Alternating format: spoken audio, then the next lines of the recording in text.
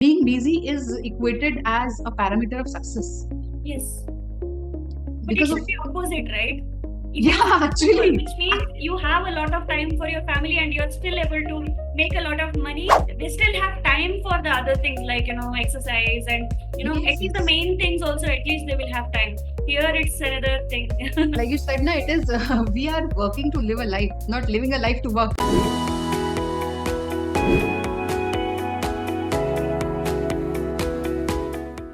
Thank you so much, Purva, coming for this podcast and welcome, heartfelt welcome. Thank you so much for having me here. Looking forward to it. Same Super here. excited. We have been waiting from so long for this. So, first of all, before we move ahead, I have so many questions on your whole journey. But before we jump into it, for the people who have never heard about you, can you give a description of your journey from your studies till now? I have juggled with a lot of things in my life. In my college, I was doing medical microbiology, and there only I was doing my doctorate. It had just begun, but for some reasons I couldn't complete it, and life took a different turn. I got married. There was some break in my career at that time, so I started writing, and I discovered that I have this knack for writing, and I wrote a few blogs. Then I did well on Quora as well. After that, in 2017, I started with my label, Shukra. And because my father comes from Ministry of Textiles, we had this environment where, textiles was constantly discussed in our family. And I had a innate liking for it. I was doing good with it. Until COVID, I did very actively with my label. During COVID, my second baby was born, and also then I couldn't devote as much time because it's a demanding work. When you design your own things, then you have to source, and there is a lot involved. But at that time, I had started doing image consultation for my clients. During COVID, one of my friends approached because I had this knack for language and communication skills. So he approached me. Can you please guide students for IELTS and communication skills, soft skills? And it was on an online platform. So I began that. And then I realized that I have this knack for soft skills and image. And so I did a course, a proper legit course from Judith Rasband Academy, USA. And then I dived into it. During my image consultations, I realized many of my clients would say, like, okay, you have, made us look very beautiful, tip to toe, we are very good and everything. Just one thing, despite everything being so flawless, something doesn't feel right inside. Why is that? They would answer me. I would always strike a good rapport with my clients. So I realized that, that it is coming from the inner image.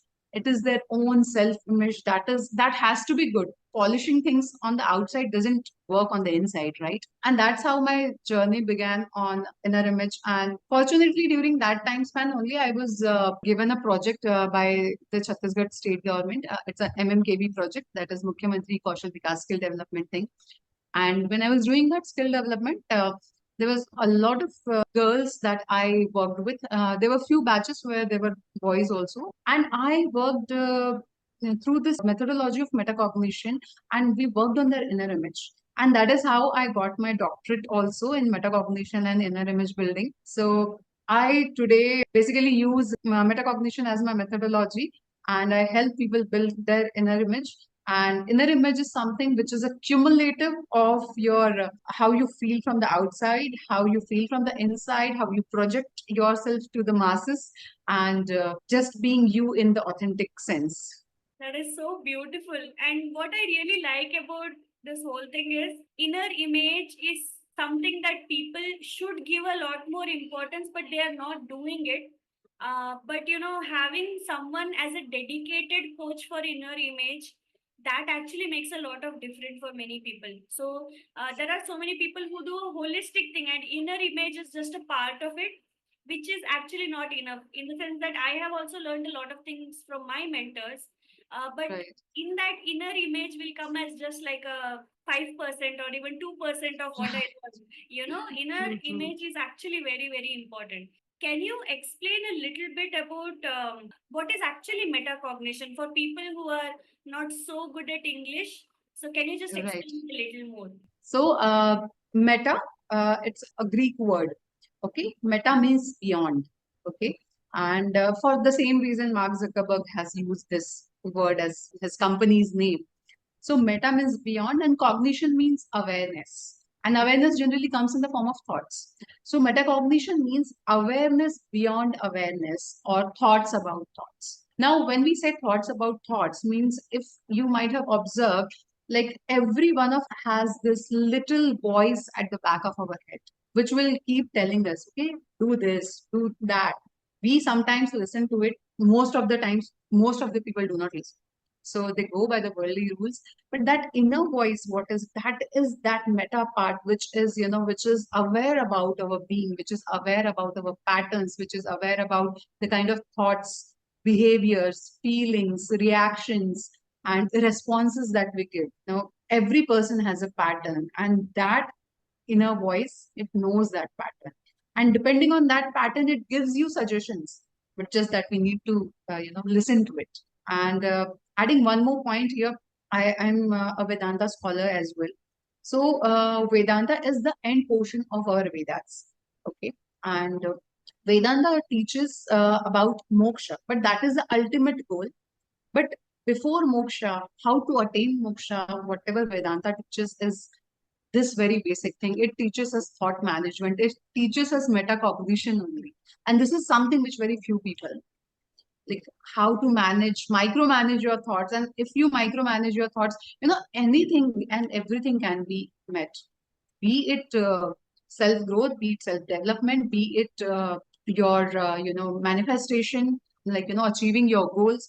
Everything can be met just through this. So we have three. There's a pyramid, of how the human mind works. So at the base of the pyramid, there is this reptilian brain, then there is this mammalian brain, and neocortex is what we young, like this race of human beings have. Yeah. So the reptilian brain, it is millions of years old, but we have that programming inside us. Yeah. So what is the job of the reptilian brain is it has to feel comfortable. It wants to make sure that you are safe, you are feeling comfortable, you are just in your cozy place, cozy shell. It is that thing it has to do. Now, what it does is, like, whenever you are on a journey of self growth, unless and until it sees something really substantial, and that substantial can differentiate from person to person. Some people can be happy with this amount of success, some people are not happy with this amount of success. But that reptilian brain, it should be, once it is satisfied, then it will let you, okay, you go, you do. That's why we say discipline is important. And the only thing that we can tame our reptilian brain is with discipline. Otherwise, with success, or even different parameters of things, like measured as success, the reptilian brain from time to time will try to, dissuade you. It will try to pull you back. It will want you to stay in your comfort zone. So that self-doubt is generally, a huge chunk of it comes from the reptilian. It will just send you certain messages. For example, someone has decided to go on a fitness journey. Okay, and every morning, 5 o'clock, they want to get up. At the night before going to the bed, they would be like, okay, tomorrow I'll wake up at 5. Next morning, the reptilian brain will once ask, is it necessary? We can also go at 6 o'clock. Why at 5 o'clock? If the person gives in, so the reptilian brain has gone. Few people, what happens in first 4 5 days, they'll go at 5 o'clock. Then on sixth, seventh day, the reptilian brain, hey, we can go at 6 also. Or we have been continuously going for 5 days now. Let's don't skip this day. Okay. This is what the reptilian brain does. And you pointed it out very rightly, Kritika.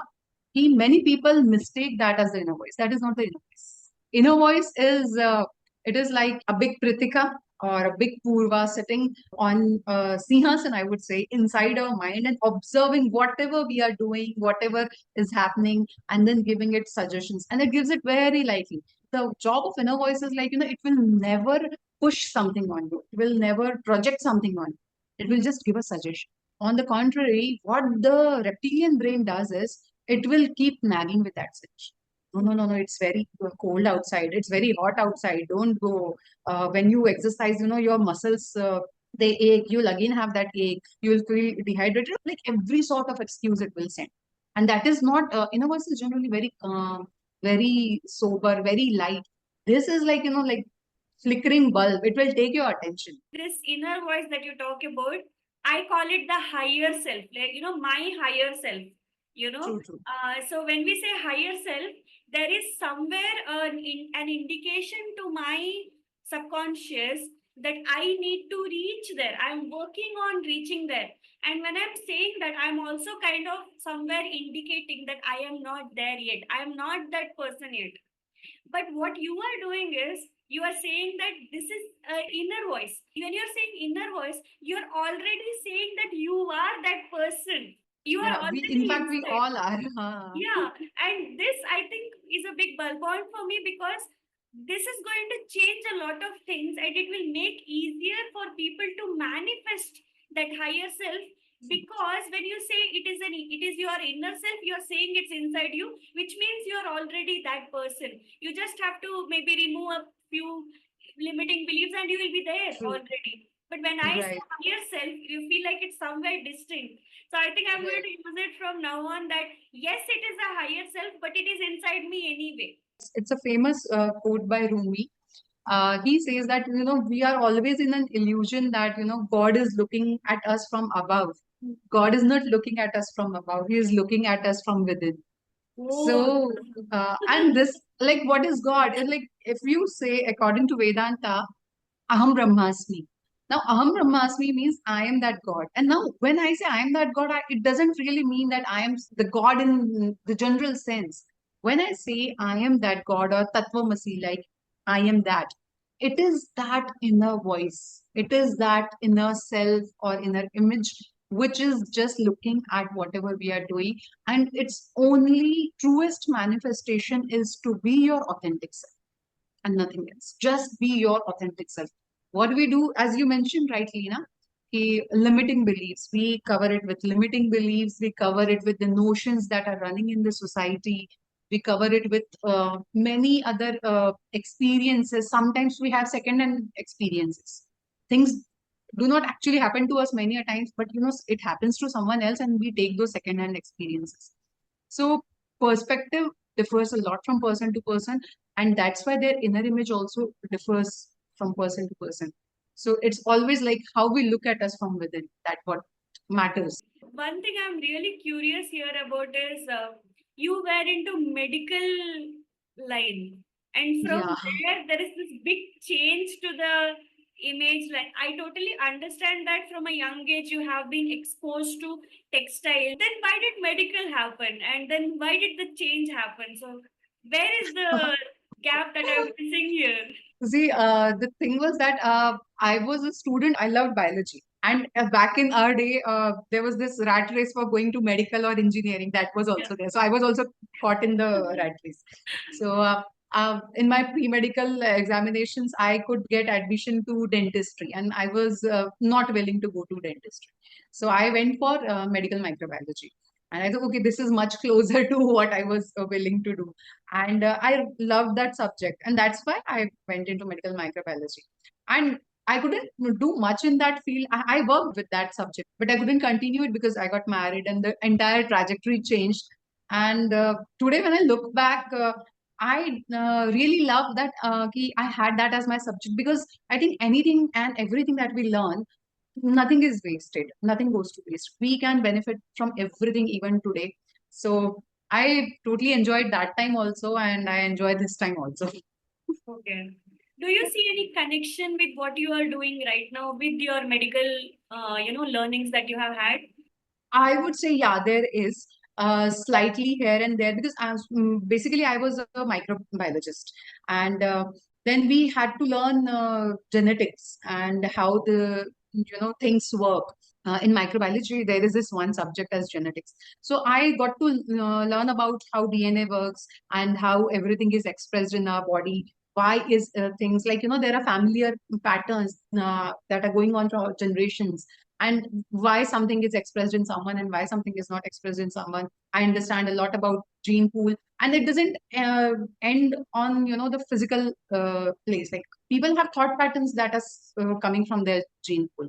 So it definitely does help me. It does on a huge level. And I feel, Kritika, very honestly, we have these segregations of subjects for understanding, but actually everything is truly interconnected. So this is just for, I guess, easier understanding of the masses. That's why we have segregated the subjects. Okay, now this is making me curious. So we can cut this down, your journey down into 4 different parts, I feel. First one will be medical. The second one is image. Image in the sense the dressing, and I'm The talking about that part, the textile image part, yeah. branding and textile part. Then the third one is about, psychology, which is metacognition as well as inner voice and all these things. And then the fourth one, I'll keep it as the Vedanta. You said that all are interconnected. So now we have Yeah. 4 points. So can you just talk a little bit about the interconnection of all these four? Because they are very different topics if you think from Yeah. a normal The person perspective. So medical, right. then textiles, and then psychology and Vedanta. Yeah, actually, when you say it like that, even I see the difference is quite, stark. Uh, but honestly, because as I told you, I loved medical microbiology. I loved, anything about biology. And to this day, I will keep reading all the articles that are there. It's something that, I thrive on. I read every day. Coming to the textile part, that also I told you like where it came from. I would say that medical and the textile part were not related actually. Directly, that relation might be quite vast. The textile part was definitely related to image. It You have to take into account a lot of things about the person you are doing the consultation for. You have to take into account their body type, their complexion, their height, their body shape, then the color of their eyes, the color of their hair, all these things come into play. Then where they have to go, that also matters. Okay, then there is a personal branding that comes into place. Then there is a personal statement that comes into place. And according to this, you have to design that image for that person. It is a very plastic aspect of it. It is a very, what we say, superficial aspect of image. This is when I discovered, like if you take a doll, you can decorate it as much as you want. You can dress up it like a Barbie or a princess, or you can dress it up like a bride or any beach girl or whatever as a teacher. But until and unless you put some that inner light inside that doll is just a piece of plastic, nothing else. And that inner light is missing in a lot of people, or it is just flickering, and it can just wipe out. That's why there are so many cases of depression, or people not feeling one with themselves, living life full of pretension, not projecting their authentic self. So that's where I realized when I'm working on image, it's not enough if I just work on the outside. I need to go on the inside as well, because I was training students for soft skills. That also came in very handy. Soft skills and communication, because communication is a huge chunk of our life. We do not give it as much as importance as one should, but it is a huge chunk of our life. The communication is not only verbal. Everyone might, like, audience might be knowing, it has many different forms. There is non-verbal communication also is very important. Whatever you are able to say, whatever you are able to put out, it comes somewhere from how you feel about yourself. And feeling good about yourself is equally important as much as your presentation is. That's how, this is connected. The image part, or the my label, and me coming to this inner image work is connected. Metacognition I discovered while I was giving that MMKV thing I was doing with my students. That time I discovered about metacognition. I started. In fact, I was aware about metacognition quite earlier on, but I didn't know the terminology. And unknowingly, I was using it on myself. There is a little story to it. I was in my school. I think I was in sixth standard or something, and I had to present this quote in front of my school's assembly. And it was a new school for me. I had just shifted to this place, and I was earlier in KV, and the culture was very different in KV. And this was a Christian school, very strict, and it was an ICC board. So little hula who was there. I was kind of nervous, and my teacher has said, because it's a quote, you have to present in the assembly, you have to say it as it is, exactly as it is. So I was not a person who could mug up. Even today, I cannot mug up. I will understand the meaning. And that time, my English was not that good. It was a Robert Frost code, a little high flung vocabulary was there. I still, mugged it up. 2, 3 days I took for that. And on the D day, when the assembly was there, it started raining very heavily. So the entire assembly was shifted to respective classrooms. Only the presenters was on stage because the stage was covered. When my turn came to speak on the mic, I don't know, something inside of me shook. I couldn't say a word straight. Something fumbled very badly. And that left a very, negative impact on me. And certainly my teachers also, like were like, okay, she fumbles and this and that. And I was always a stage person. Like I always wanted to be on the stage kind of a person. A few years later, it sounds a little very what we say picturesque kind of a thing. I was doing my meditation, and in that meditation, it came as an epiphany to me. That day, when I was on stage, what happened was like I was not nervous because of what we say the stage or the crowd or anything. I was nervous because one part of my mind was speaking on the mic and another part of my mind was watching me do that. And it was making sure that I shouldn't do any mistake. My attention was split.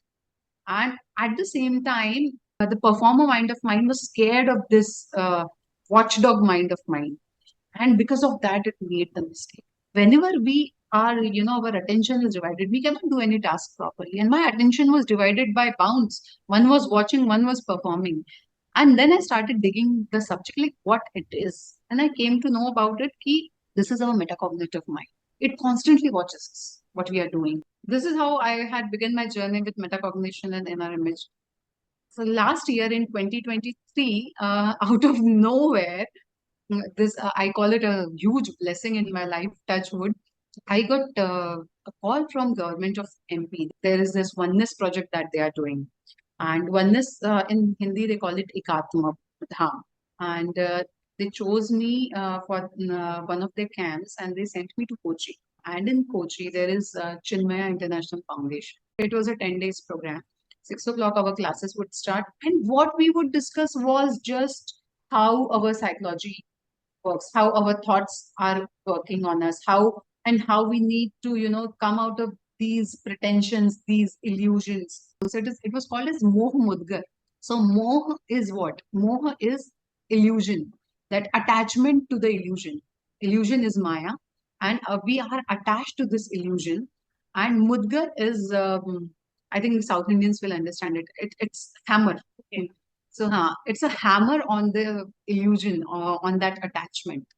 Yeah, all these things are about how you manage your mind. During those 10 days, the thing we discussed the most was mind, nothing else. It is how we can manage our mind and how our mind is managing us until this point of time and how we are a puppet to it. And rather than being a puppet to it, we should be the one. That inner voice should be, it should be given that much power that it can tame the mind. And as you mentioned, the reptilian brain is constantly in work. And as a human being working in the industry of self growth, or any person who is working on self growth or self development, their first thing should be being able to differentiate between your inner voice and the nagging of the reptilian. Yes. That Very is similar, yeah. It uh, comes from kind of the same place in a way, right? right.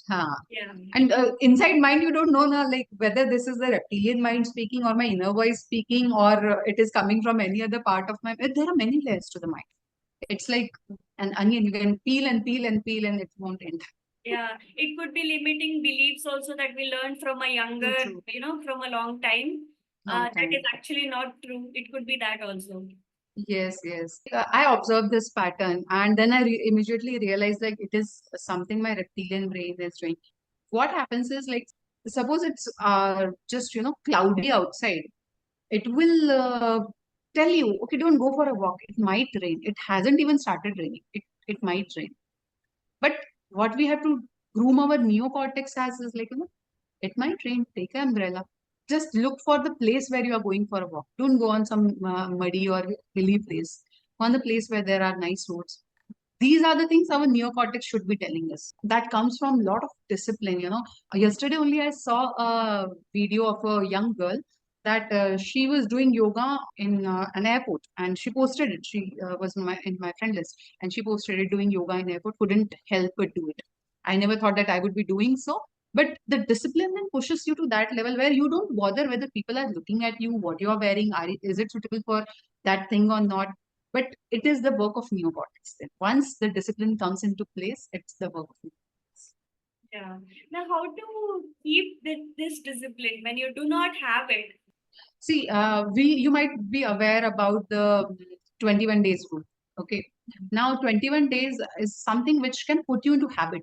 But if you're able to practice something for 60 days, it becomes permanent. It goes to the place of permanency and discipline.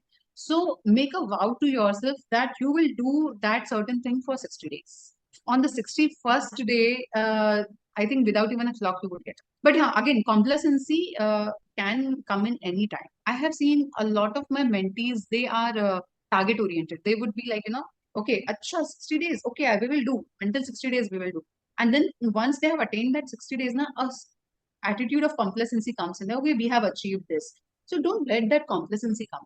If you are truly dedicated to the cause, your why is strong. Your why should always be strong for any sort of discipline. If you want to develop a discipline of writing, you want to develop a discipline of fitness, you want to develop a discipline of meditating and chanting, whatever, your why should always be strong. So two things: practice it for 60 days to make it a habit of permanency, and secondly, make your why really legit and strong. For fitness, people, their why can be, like people should tell them, okay, you are growing slim, this dress is looking good on you. If this is your why, it might not last very long, because this why is again derived from second hand motivation. It's not even your own motivation. This motivation is coming from someone else, and a compliment that they might or might not give. Okay, okay, you are looking thin. People generally give, that is there. But are we thriving so much for that compliment that I am looking good to someone else? Shouldn't it be about how I feel good about my body, how healthy and fit I feel in my own being? So the why should be what comes from your inner motivation, not from the secondary motivation. Yeah, very true, very true. I'll take this to a different tangent now. Currently, one thing that is plagued the whole world, I can say, especially India for that matter, is, there is a hustle culture and glorification of being busy. They hold it like a badge, it's like a badge of honor kind of True. thing, okay? Yeah. And what is actually happening because of this is, even if you do not have that much work, also, like, you kind of have to look busy. People just glorify how much they don't have time to spend with their family. It's sad, but the problem is they don't even realize it's sad, you know? Because they are caught up in the glorification, right? Yeah. And there is another thing that I'm seeing even in my students, which is very shocking for me, is that people are guilty to even rest properly. Rest is not something to be earned. Rest is to relax and rejuvenate so that you can work better. It's not ki, True. oh, I worked so much, so I am sleeping more. No, Right, you right. sleep more because you need that rest. You are respecting your body. But that really doesn't happen because of this hustle culture, busy and the FOMOs and the loser mentality if you are resting. But rest is as important as food and water. How do you connect all this? Like, what is your take from your teaching point of view? First of all, I always believe in one thing: ki one always has time for the things that they prioritize or they think are important to them. Many a times when I go out, I meet friends or acquaintances. They'll just tell me, ki, "Are you are always very busy. You are not able to make to this meeting or this party. You are not seen at this event." So it is not ki I was really caught up, but I was doing something which I had prioritized. Probably it would have been, going and spending time with my kids. If anything is getting most neglected in this hustle culture is, kids, I believe. But you will realize after a few days or few months that your body will just, it would give up. Yeah. Yeah, burnout would happen. And what are you going to do after that? Okay, the rebound will take a long time. You going back to the earlier state, it will take a long time. So before that happens, take cognizance of the situation and prioritize. As you said now, Pritika, very rightly, a projection that we are busy, that is catching up actually. That is something people really want to project. Okay, we are busy. And that is being busy is equated as a parameter of success Yes. But it because of, should be opposite, right? If you yeah, people, actually, which means you have a lot of time for your family and you're still able to make a lot of money for your money. not only your survival but also to expand and everything. You're getting enough money Right. and getting to spend time with your kids is the main Exactly. success parameter. They'll hustle a lot, then they will take 3 or 4 days of break for to recover from the burnout, and again they'll go back to the hustle, and Right. again they take 3 to 4 days. Again, it's like that. The moment they get burnout, they'll take 4 days leave and they'll just go to some resort and relax. They'll come back True. again. They'll continue with the hustle. So Right. it's a place where this reptilian brain is doing the opposite of what we discussed about what reptilian brain is supposed to do, which is relax, sleep a little more. See, what happens now, Pratika? Human mind is a very complex thing, and also it works differently for different people. So now, when people work too much, like working for 14 hours, it's too much. Apart from 14 hours, conveyance, going to the office, coming back, having your own time, grooming time, or whatever time. After that, you're left with a little amount of time, and that little amount of time you have to divide between your rejuvenation, Yeah. relaxation, sleep, and eating and spending time with family. Then there are hundreds of other things that has to be done, like sometimes you have to bring some groceries, sometimes someone is visiting, or you have to pay bills. All these things need time, even if everything is at click away, but you have to sit and bring everything together. People, especially in corporates, they're walking like this, only like whatever is in front of them, and they are constantly seeing the output. Okay, they are getting their payments. Okay, the payments might or might not be enough for them, because I have seen even CEOs, they might be receiving checks worth lakhs at the end of the month, but they are broke because of the lifestyle, almost broke types. Okay, they are just meeting ends meet. There's such expansive lifestyles. People, they uh, just try to fit in, take up everything. Okay, that glorification aspect that you were talking about. Okay, one should look like a CEO, one should have a mark for that, or whatever should be the thing. Now, because of that, what happens now, when you are just oriented in one direction, you lose the awareness of the other things in your life, which are very important. And coming back to the earlier point, why we started on this journey, why start on a like with a family life when you have hardly any time to spend with your family. Going on vacation with family, sometimes it is more important for people so that they can be able to post pics. I feel like personally, if a person wants to spend time with family, they can stay at home and spend time with family. There's no need to take a vacation for that. Or because now the vacation concept, the staycation concept, why has this come up? This has come up because both the partners are working, husband, wife, both are working. There is always an effort involved whenever, uh, you are at home. So let's go out and do that. Now, what is happening is that is a small dopamine kick that they are receiving. Now, dopamine it's a happy hormone, but healthy amounts are good. Not in everything dopamine is good, right?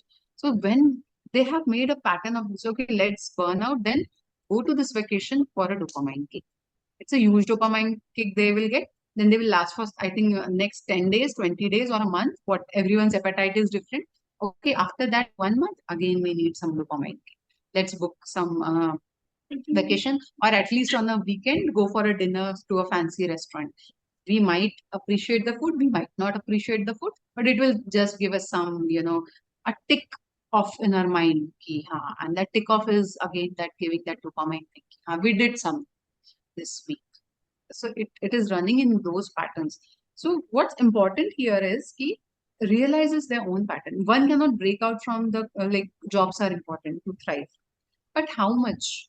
Draw that line, draw your boundaries, and Healthy boundaries, not just for relations. People talk so much about, healthy boundaries for relations. For your in-laws, there should be a healthy boundary. For your husband, there should be, or wife, there should be healthy boundary. Why not healthy boundaries in corporates? There should be healthy boundaries. Like, okay, this is the amount of work a person can put in. When a person is signed up, they are not signed up for 14 hours. Yeah. Ah, then why expect them to do such things? I think this is a problem in India Yes. because here the hustle culture is really very strong, and also the government norms are not that in place. Huh. Also, In, the connection with the US. So the US is in the yes, night, so they will have some true, questions. We stay back in the night answering them and having meetings. So even after the working hours, we have meetings, and at times the meeting could go for 3 hours, and we are stuck. And all stuck. the time, Yes. by the time we are done with the meetings and we come out, the kid has already slept. Slept. So True, true, true. Yes, yes. that is what That is happens. also one reason. Yeah. Like you said, na, it is, we are working to live a life, not living a life to work. So, Exactly. So beautifully put. Yeah, so true. This was a lot of insight. Thank you for that. So the next part of this is again coming back to the inner voice. So hmm, usually what happens is when people come to personal development, the first thing that they get introduced usually is manifestation, law of attraction. There they correct. realize that you need to be positive and you shouldn't be negative. And then there is something that comes up, which is toxic positivity, which means if somebody says something like, I hope this will work, like this is my goal, I hope it will happen. And then there'll be people telling, don't say hope. When you say hope, you are actually giving a signal that it may or may not happen, and it's a negative thing. It's Hmm. not Yes. truly negative in the sense, but then the imposition of it is too much. Don't say hope, don't say problem, call it a challenge. Yes. And I have that's, heard this language. yeah, Yeah. we are humans. We are not robots that we can always have like this positive mindset. There will be times we will go down. And usually Right. the best thing to do is whenever something negative comes in, you identify it, have the awareness that it's come, and then don't go into a loop, don't go into a spiral, just let it pass. But usually what our brain does is, especially in this personal development journey, oh, I felt sad. Why did I feel sad? I'm supposed to be positive the whole day. Now, this is a shame aspect that has come, which is also low vibration. And Mm, now, because of this shame, now you feel guilty. Why did I beat myself up for this? This is a bad thing I did. I always do this thing and I always feel sad. Why did I feel sad in the first place? Who is this person who, then anger on the person who made you feel sad? And then, right. there are this, it could have been just the sadness that passed and went out of your system. Instead, you get into loops of many different low vibration True, true. moods, like sad, then shame, then guilt, then anger to the person who told whatever they said. Now you are angry at yourself for being angry at somebody because you wanted to be positive. 5 hours are gone in low vibration. This True, true, happens. true. Now this also comes from the inside, and this comes from a quest of wanting to be better.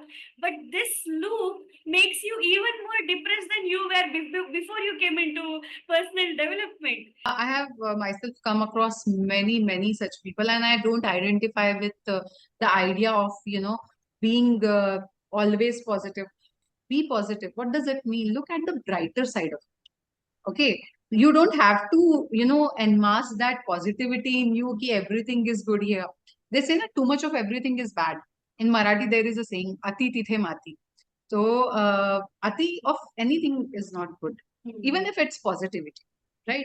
So, how I look at it is like, suppose if you are experiencing a feeling of sadness, every emotion, sub emotion, there are, I think, around 64 emotions and sub emotions. They make you human. You need to experience them. Okay. And that is how you will stay human.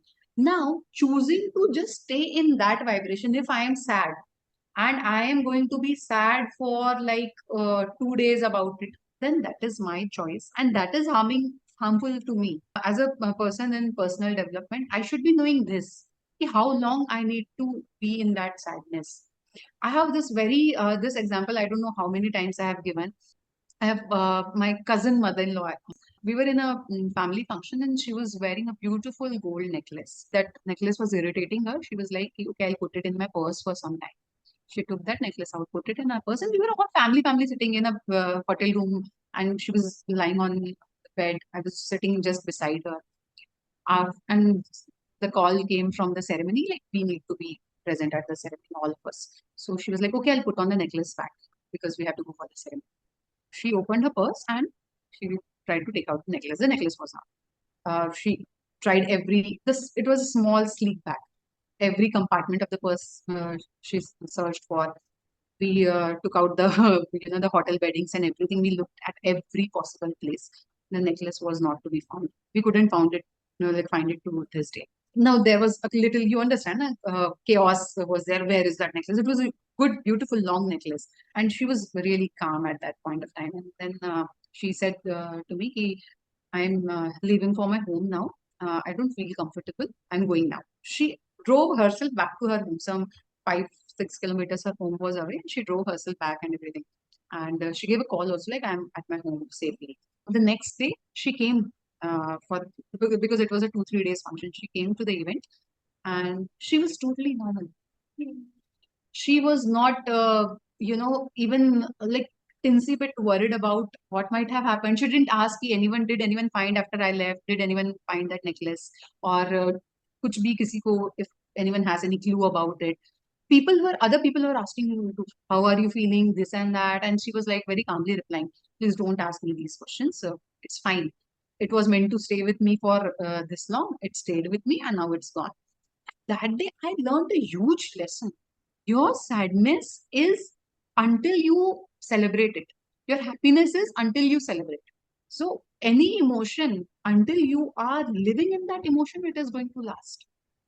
Even anger might take a little, more self-control, but every emotion is until you choose to be in that emotion. I can choose to be sad for anything that doesn't go my way for, again, 2 days, 2 months, 2 minutes, my choice. But Wow, amazing. denying the emotion is not an option. You should go through that. That will make you grow up. This is a very new way of thinking. You know, like how you said, ki even the sadness that you have, celebrate it. I think the moment you are sad, if you are able to identify that you are sad, and you know, when you are sad, you are authentically being human, like being a human, Yes, you know, in the right sense. I think there is some kind of beauty in it, you know? truly, true. Yeah. I think we would be able to appreciate the happiness only when we know what sadness is, Yes. right?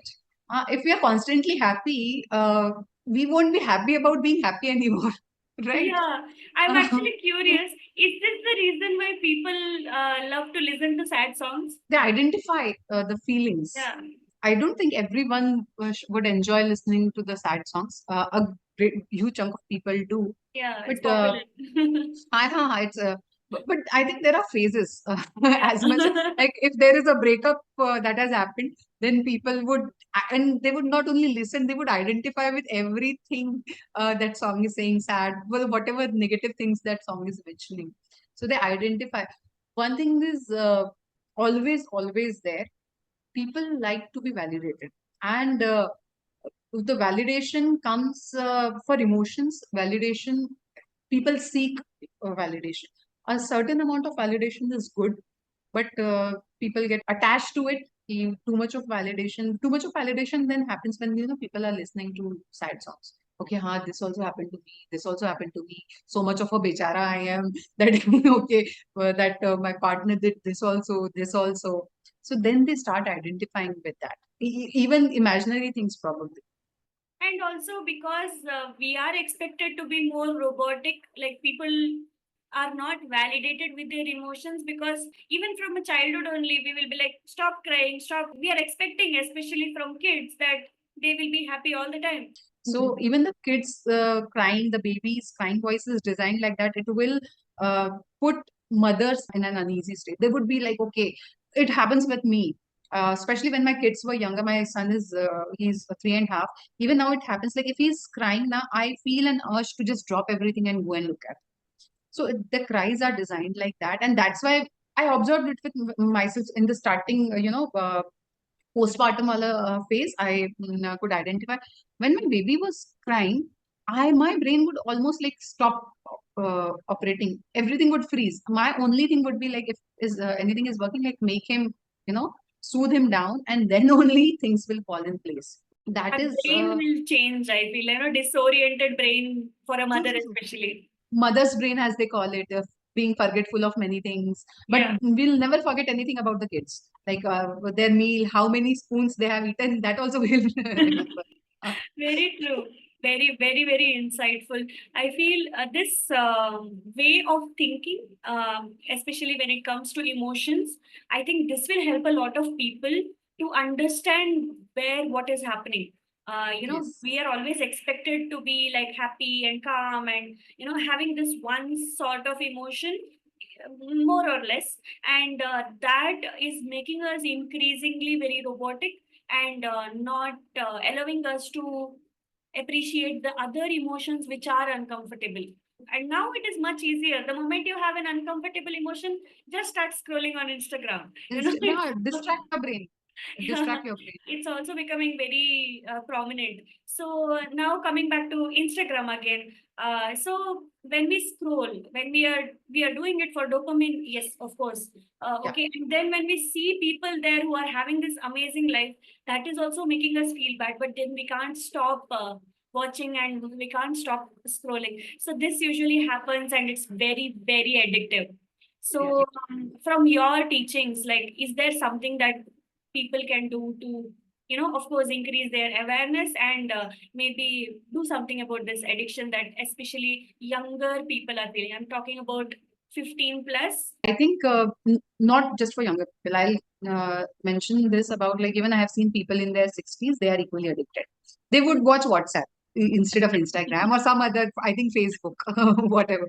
And these YouTube shorts, Facebook reels, Instagram, and they're every place. Like you go, if you have a device in your hand, you have some other content to keep you engaged. Because we are also have to be on Instagram. Like, we need to post, and we need to see what kind of content is working, what kind of content our contemporaries are posting. Then we need to elevate our game. All these things we even need to be in touch. But we should be having a dedicated time for that. It's not wrong. It can be, again, the kind of content you are consuming matters. Okay, it can be very educative at the same time.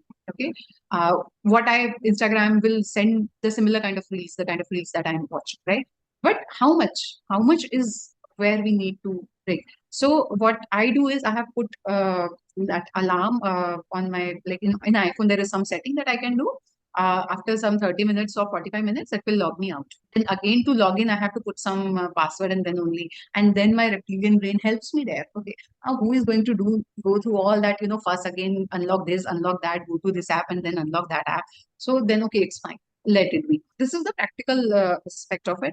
Now, if one observes themselves while they are watching reels, metacognition, as I mentioned earlier, everything in metacognition comes from a simple principle: observe yourself, observe your patterns, observe your, however you are feeling when you are going through a certain thing. And our feelings are very much psychosomatic. I will again break this word as well for the common audience. Psycho is something that is related to the mind, that is how it feels. And soma is cells. Soma means cells. So psychosomatic, any feeling that we can feel, observe, and when a person is lying down for hours together and scrolling and scrolling and scrolling reels, their mind will from time to time send them signals. First signal might come after 20 minutes. At 20 minutes, you are doing this only. Okay, they will ignore it. Then after probably another 20 minutes, the signal would come. They'll ignore it. Then the mind would be like sending signals, but they would be little muted now. Okay, after 2 hours, the eyes would be tired, their body would be tired. Okay, and then they'll have this weird, overwhelming feeling about themselves. Now, observe how that makes you feel. Observe what kind of uneasiness that sends down your body. Your leg would feel like not moving, as if there's no blood flow happening. These kind of things, they're different. It might be different for different people, but there is always that feeling that you can observe in your body. Observe that feeling, talk to yourself. Do you really like to be in that state? Time is so wasted. That is something that is gone out of hand. But would you want to repeat this? Would you want to be in that state again? That state where you're feeling disgusted about yourself. Oh, 2 hours and spent like this and what? Watching some nonsense reels where people are dancing. And this talk happens. People might ignore this talk, but this talk is happening internally inside your mind. And that's when you choose. Okay, no, this is not good. This I shouldn't be doing, and this I should. And now, which part of your mind are you letting take this decision? Are you letting your conscious mind take this decision, or you are letting your unconscious mind take this decision? Unconscious mind is the one which is affected by addictions. Okay, the unconscious mind it thrives on addiction. It likes eat sugar. It will like do something which is not really very healthy, but it's liking it. Unconscious mind generally does. If you let the unconscious mind take the decision, it will like, ignore. For 2, 3 minutes, 5 minutes, I'll feel like this, it's fine. Next time, we'll see what happens next time. Let's not think about it. Next time, they'll again engage in that. When you're taking a decision through your conscious mind, it sends a signal to your subconscious mind. Subconscious mind has all your patterns, all your patterns. It will send a signal to your subconscious mind. Also, okay, no, this person is starting to change. So, present, make that inner voice a little more stronger so that it listens to it better. So that's how it is. Confidence also will start increasing as and when you take these little steps.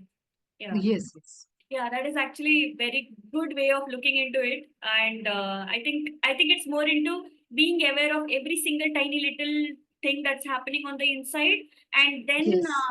equating it to okay, I was scrolling, and that's why these uncomfortable things are happening to me. Even though it's a Yes. spiral that we were uncomfortable, so we went into scrolling, but now it's making us even more uncomfortable. Uncomfortable. So And what's disgusted the about point? ourselves. Yeah, Yes. then what's the point? And Why also, should we do it? one more thing I would want to add here is like, Pritika, ki at the same time, we need to acknowledge one thing, like we are humans at the end of the day. Okay, not in this scrolling wala context or spending time on Instagram. I'm talking in general context. At the end of the day, like when you said na, ki we need to be aware about everything that is coming from inside. Now, many things come from inside. Many different thoughts come, and sometimes we fail to identify ki whether it is coming from our intuition or whether it is a projected thought because our mind's favorite game is to play games on us. Okay, it will constant, and we fail to identify whether it's the mind playing game on us or it is an intuition or it is a real thought that has come to us. So at the end of the day, bringing so much of discipline into your life that all these things fall into place on their own, and then a slight mistake here and there, some things, some loose ends, they are fine. Some loose ends, 2, 3 loose ends are fine. That makes us human. Like feeling that sadness, feeling that anger, that makes us there won't ever be a clean sheet, there will always be some spots that would be there. And that would make it, there's now I'm able to connect this with my textile thing. I'm liking how you connected all these things now. How to identify if a sari that you have bought, especially hand printed things, block printed thing, how to identify whether it's a digital print because people copy everything. They copy it in digital also. And if it's a hand block printed sari. So in hand block printed saris, there would be some patterns that would be different because there is human error involved. Somewhere or there would be human error. In digital, what will happen, you will see the patterns are repeating and you will be able to identify, okay, this is digital. You just need to have an eye for that. So in hand block printing, that human error makes it human. That makes it priceless. So similarly, in our lives, we need to have that. That small human errors here and there would make us human. Actually, people go on this journey of personal development, personal growth. They look at everything in black and white. Okay, they are now in black. They need to be in the white, and the white should be, spotless white. No, it's not spotless. The spotless white is robotic. That is robotic. You will have your days when you would be down. You would have your days when you would be unmotivated, or those days where your discipline will go for a toss, or your body would say no. And listen to yourself, and on those days, listen to your body's days. And those tick offs are fine. Doesn't matter. Not fretting about it to be perfect is equally important. Yeah, that is so beautiful. I think you answered how to get rid of perfectionism here, you know, where, people are crazy about being perfect all the time. Okay, everything was nice, but here, yahan pe ek chook ho gayi. This one thing was not good. People are so driven to be perfect, and beauty is in imperfection, True, true, true. Wow, it's Beauty is in so beautiful. imperfection. Actually, I agree. And Beautiful. people fail to understand that.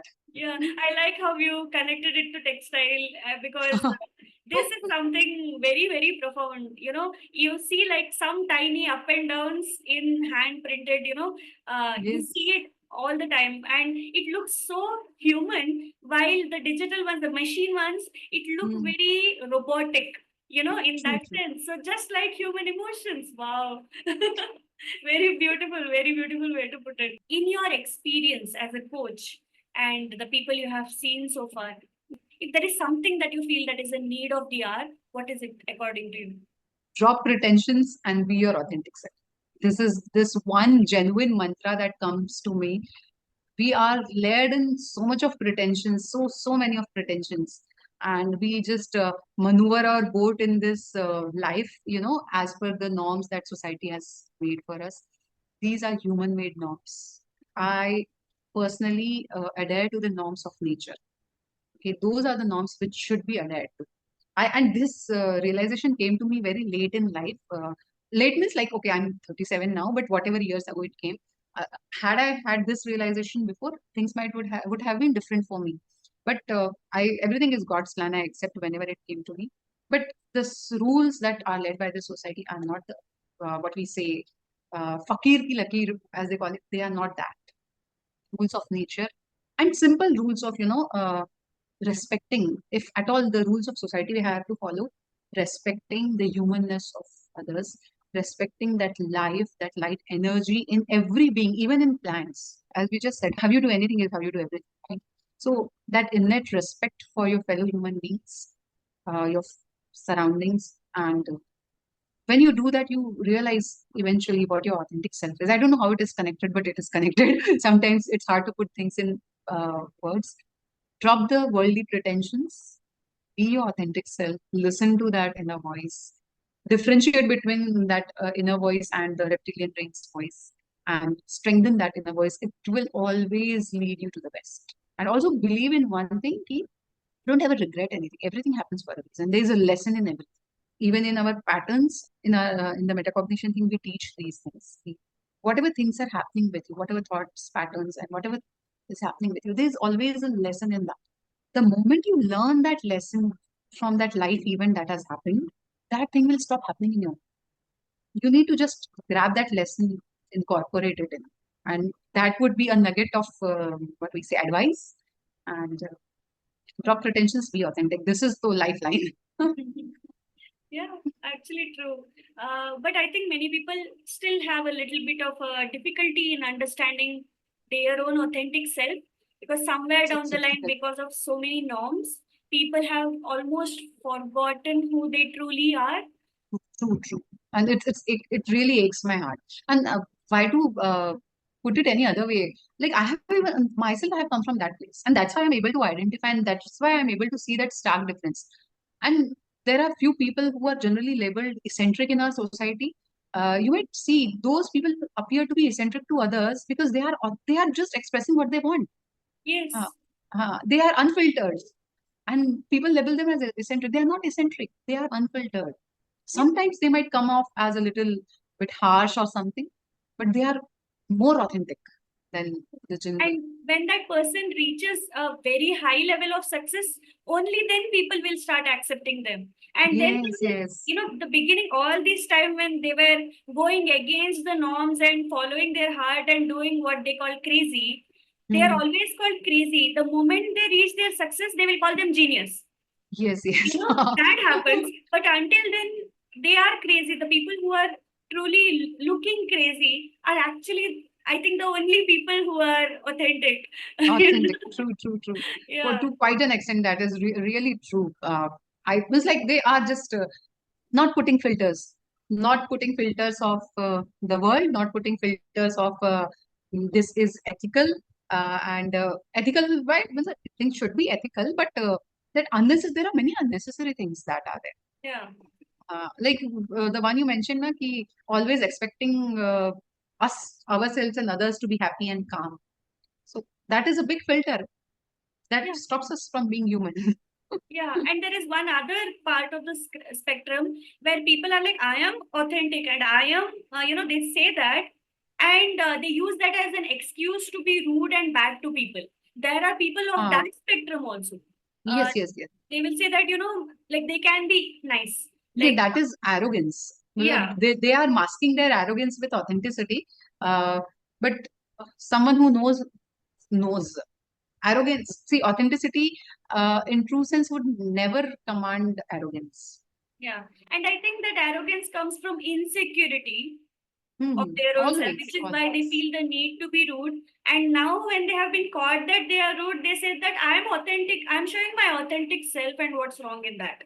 So, that Right. is another spiral. So, that's another whole tangent altogether. But Actually, yeah, so it's very difficult in a way for people to identify the authentic self in themselves more than others, basically. Yeah. one aspect of metacognition is ki digging your thoughts. Now, digging your thoughts means what? Now, suppose if I'm having a certain kind of a feeling or a certain kind of a thought, now from where this thought is, why this thought is. It can be as simple as, okay, ki, I am feeling very overwhelmed. Now, why I'm feeling overwhelmed? There might be two, three different reasons for it. I might be feeling overwhelmed because I just want to avoid that situation. But I might be masking it. I'm feeling overwhelmed because, my breathing is not proper. I'm feeling, suffocated. No, the reason is something else. And we knowingly and unknowingly mask it. And we will see this behavior in kids. There we can identify, like, if they want something, they'll tell you, okay, no, I am doing this because my friends are.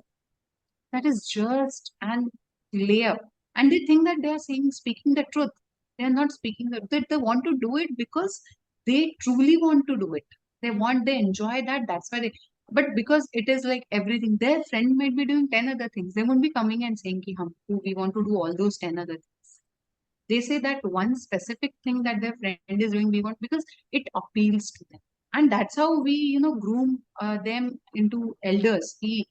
Giving true reasons, not masking it because the world is doing, my friends are doing, that's why I'm. Then do everything that your friend does. No?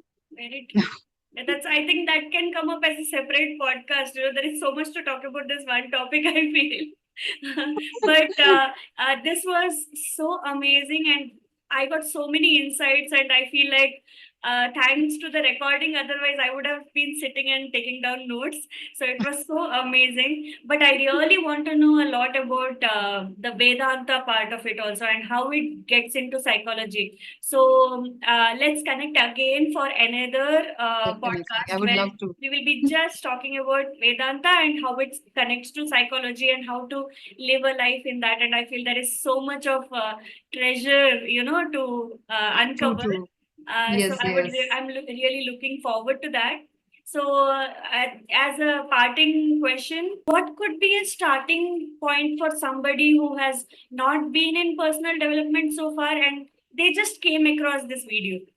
Okay. Yeah. For them, I would suggest ki everyone has some patterns in their lives. Everyone has. Identify those patterns. There might be things you might have heard it. It's such a common thing. Yeah. No, यार ये मेरे साथ ही क्यों होता है? Why does this happen only to me? Now this is such a common phrase. There, the answer lies in that.